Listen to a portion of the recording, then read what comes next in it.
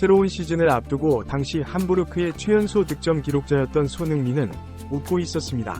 현지 언론의 관심은 그가 이적할 것인지 함부르크에 남을 것인지에 맞춰져 있었고, 상당히 낯설게도 그의 월드컵 출전 가능성 또한 흥미로운 주제였습니다. 손흥민은 너무 어려서 대표팀 발탁 여부에 대한 궁금증은 한국보다는 오히려 그가 살고 있는 지역에서 더 컸습니다. 그럼에도 손흥민의 대표팀에 대한 대답은 언제나 꿈이라는 것이었습니다. 10대 시절의 손흥민이나 캡틴 손흥민이나 대표팀 출전에 대해 말할 때면 초등학교 졸업 사진 촬영을 가며 엄마에게 대표팀 유니폼 어디 있냐 고 물어보던 꼬마 시절로 돌아가는 것 같았습니다. 그리고 뜨거운 이적설에 대한 질문은 그의 아버지에게도 던져졌습니다. 저는 그런 거에는 관심 없고 부모로서 아들의 힘이 되어주는 것뿐입니다. 안녕하세요 한국에 계신 팬 여러분. 이렇게 항상 많은 응원을 해주셔서 너무 감사드리고 더 열심히 해서 좋은 모습 보여드리겠으니 앞으로도 많은 응원 부탁드립니다. 감사합니다. 정말 미약하고 작은 힘밖에 못 미치는 아버지라는 얘기였습니다. 득점왕을 차지한 아들도 월드컵 출전이 아니라고 여긴 아버지가 당시 최연소 득점 기록을 어떻게 대했을지 쉽게 예상할 수 있습니다. 여담이지만 감독과의 관계가 이슈였던 레버쿠젠 시절 무렵을 제외하고는 손흥민 씨는 아들의 이적에 대해서는 관여하지 않는 모습이었습니다. 손흥민의 축구 인생 전반에 영향력을 행사한 스승이기도 하지만 소속 클럽만큼은 그저 아들이 피고 싶은 곳에서 활약하기를 바라는 아버지일 뿐입니다. 예, 그리고 제가 늘 얘기하는 건데요. 이제 만약 어떤 다른 팀으로 이적을 하든 토트넘이었든 은퇴할 때까지 저는 연봉이 하나도 없어도 상관없습니다. 네가 살아보고 싶은 도시, 네가 가서 축구하고 싶은 구단에 가서 행복하게 축구하는 모습을 보고 내가 은퇴하는 모습을 보는 게 아버지로서 정말 최대의 바람입니다. 이런 아버지가 과거 코첸 부단장을 찾아가 부들부들 떨며 통하지도 않는 독일어 대신 눈빛으로 설득했다는 이야기는 당시 손흥민의 상황이 얼마나 절박했는지 알 수 있게 합니다. 이후 앞문까지 열어준 코첸 부단장은 손흥민의 유럽 진출에 중추적인 역할을 했습니다. 1년의 시간이 지나고 한국 축구에 모든 관심이 집중됩니다. 2014년 대한축구협회에서 손흥민의 이름이 호명되었습니다. 그는 월드컵 최종 엔트리에 포함되었고 박지성이 은퇴한 후 첫 대회에서 언론의 스포트라이트를 한몸에 받았습니다. 그리고 또 다른 92년생인 마리오 괴체가 자국의 전폭적인 기대를 한몸에 받으며 월드컵에 출전해 무려 우승컵까지 들어올렸습니다. 마리오 괴체가 월드컵 위너가 된 나이는 22살이었는데 왕으로서의 대관식을 치렀습니다. 당시 최강민 괴체의 우승과 동갑내기 레버쿠젠 손흥민의 눈물은 극명한 대조를 이루었습니다. 레이스의 출발 지점에서 두 명은 엄청난 거리에 있었습니다. 2014년 월드컵은 한국뿐 아니라 국제적으로도 완전한 세대 교체의 무대였고 추억의 스타들 대부분은 필드가 아닌 중계석에 앉아 있었습니다. 그로부터 정확히 10년의 세월이 흘렀습니다. 최근 스코어 990은 올 시즌 전 세계 레프트 윙어 톱 5를 선정했고 손흥민은 3위에 올랐습니다. 결론부터 말씀드리면 공신력 있는 기관은 아닙니다. 굳이 의미를 부여할 소재는 아니라고 여기고 넘기려 했던 중 문득 이상한 지점을 발견했습니다. 가까운 과거까지만 해도 LWF는 초특급 전사들과 괴물들의 축제였습니다. 하지만 지금은 다릅니다. 호날두, 네이마르, 아자르, 마네 등 오른발 윙어들이 사라져버렸습니다. 다시 순위표를 바라보니 5위권에 들지 못해 엄청난 이변으로 여길만한 선수들이 즉시 떠오르지 않았습니다.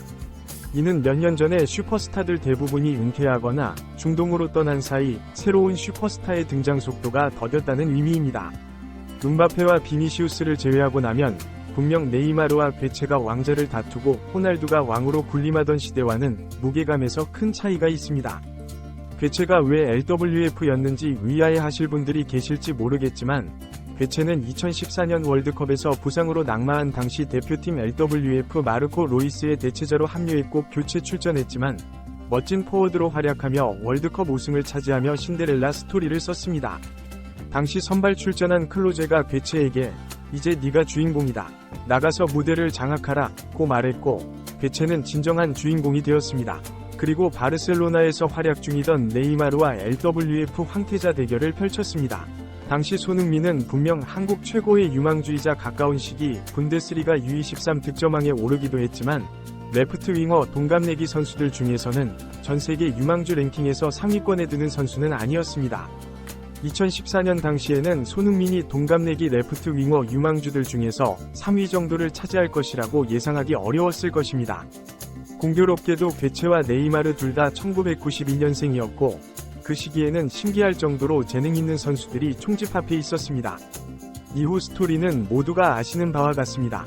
괴체는 활약했으나 발롱도르에는 오르지 못했고 네이마르는 너무 이른 나이에 사우디로 향했으며 한 살 아래 아자르의 레알 마드리드 시절 또한 결국 재앙으로 끝났습니다. 1992년생 후발주자인 음바페마저 PSG를 떠났습니다. 경이로운 이적료를 기록했던 또 다른 브라질리언 쿠티뉴 역시 정상에서 이탈했습니다. 역대급 세대라 불린 1992년생 레프트 윙어들 가운데 결국 2024년 순위표에 이름을 올린 선수는 손흥민 한 명밖에 없습니다.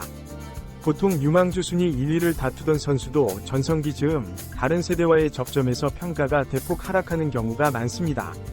하지만 손흥민은 반대로 질주해 2024년을 맞이했습니다. 작년에 이르러 그토록 주목받던 휴버트 차와 비교하면 이번 시즌 손흥민의 꾸준한 활약이 얼마나 어려운 일인지 알 수 있습니다. 세계 최고 유망주들의 조기 은퇴 사례는 운동 경기 관리의 중요성에 초점을 맞춥니다.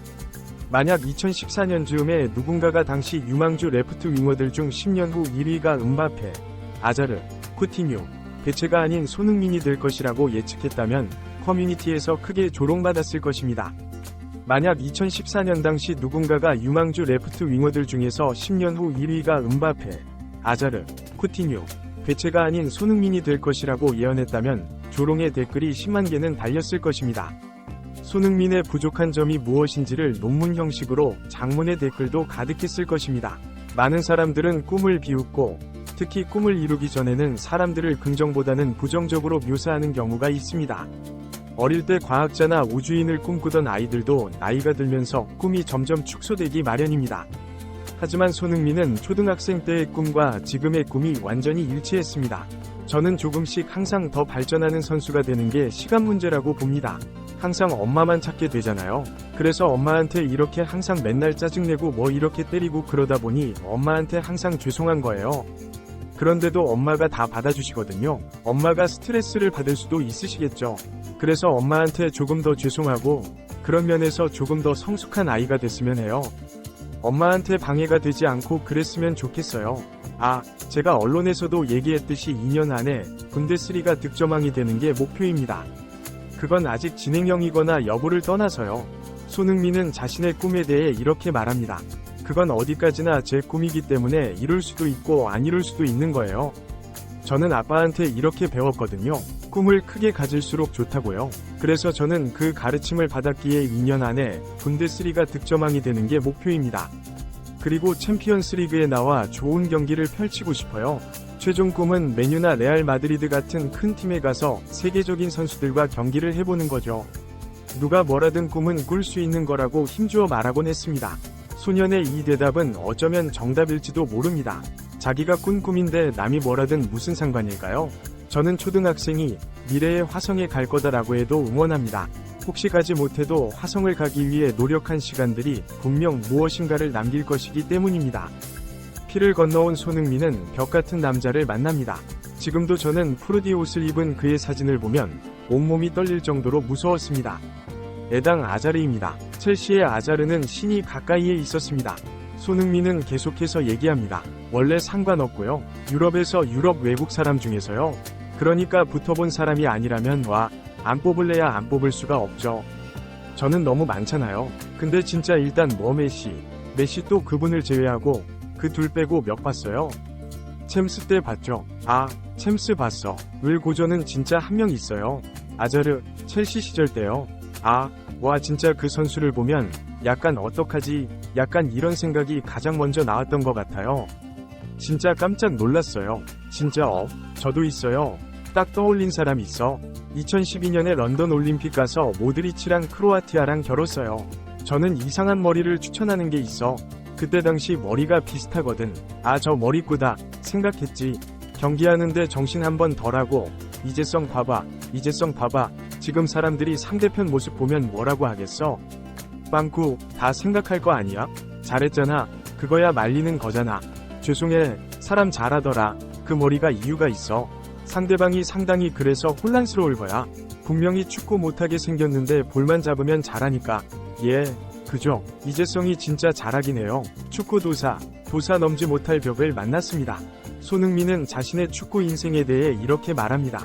벽을 만날 때 돌아가는 사람, 그냥 벽을 온몸으로 받아버리는 사람, 궁리하며 등반하는 사람 등 선택지는 다양합니다. 꿈과 성장이란 두 가지 키워드는 저의 축구에서 뺄 수 없는 거대한 존재입니다. 그때는 넘지 못할 거라 여겼던 거대한 벽들이 하나둘 사라지는 사이 저는 그대로 무대에 남아 있습니다. 여전히 피엘이나 함부르크 시절과 흡사한 질문을 듣고 있고 다음 월드컵 출전을 기대받으며 정상에서 경쟁하고 있습니다. 달라진 게 있다면 위아래의 라이벌들이 모두 2014년에는 초등학생이었을 아이들로 바뀌었다는 점입니다. 제 나이에 대해 말하면 본능적으로 거부감을 느끼는 분들이 있습니다. 팬도 안티도 동일하게 분포되어 있죠. 하지만 저는 끝까지 제 나이를 강조합니다. 롱런하고 있기에 위대하다고 생각하기 때문이고 순위표에서 제가 92년생으로 유일하다는 것은 부끄러운 숫자가 아니라 오히려 박수받을 결과라고 봅니다. 도태는 가만히 있어도 일어나는 현상인데 어째서 가장 오래 살아남아 경쟁하는 사람의 나이가 부정적일 수 있겠습니까? 그 이전에 기량을 잃은 사람들이 절대 다수라는 의미이고 특정 장소에서 손흥민이 만약 최고령이라면 단연 근사한 이야기가 됩니다. 손흥민은 자신의 나이에 대해 이렇게 말합니다. 저의 나이가 부끄럽다면 저보다 먼저 은퇴한 동갑내기들이 부끄러워서 이불 속으로 숨어야 할 것입니다. 특정 사회는 최연소 득점자에게 주목하고 베테랑들이 얼마나 오래 활약했는지는 믿는 경우가 있습니다. 전자가 힘들까요? 후자가 힘들까요? 최연소 득점은 가능한 짧은 시간이 필요한 재능의 영역이라면 최고령 득점은 오랜 시간의 노력이 동반된 초인간적인 영역입니다. 이는 축구뿐 아니라 모든 직업에서 절대적으로 고려되어야 할 요소입니다. 어제 생긴 식당은 물론 호기심에 찾고 싶지만 50년 내내 같은 자리에서 문을 여는 가게가 있다면 그분은 장인입니다. 전자는 누구나 할 수 있지만 후자는 동네에 몇 명 없습니다. 보통 장수 선수들은 초반에 빛을 내지 못한 경우가 많습니다. 천재들은 빨리 빛나고 자만하고 후퇴하고 사라진다는 업계의 에피소드도 가득합니다. 손흥민은 특이하게도 최연소 득점으로 출발해 장수로 가고 있는 케이스입니다. 오늘 영상은 손흥민뿐만 아니라 묵묵히 한 곳에서 일하며 매일을 성장하는 모든 직업인들에게 바치는 영상입니다. 그분들은 어제 오픈한 가게들과는 다른 차원의 경험을 가지고 계시며 그 자리를 지키기 위해 평생을 노력하셨습니다. 그 직업이 무엇이든 상관없이 그들이 다음 세대에게 무엇인가를 남겨주실 장인들입니다. 후배의 자리를 뺏은 게 아닌 실력으로 스쿼드에 살아남은 최고령자 또한 존재합니다. 또래 선수들 전부가 그때까지 관리하지 못했기에 그 사람은 최고령의 타이틀을 달성한 것이고 왕좌를 차지한 셈입니다. 함부르크 최연소 득점자였던 손흥민의 마지막 기록이 최고령 득점이 되길 응원합니다. 런던이라는 위대한 레이스에서 손흥민은 비로소 92년생들의 왕이 되어가고 있습니다.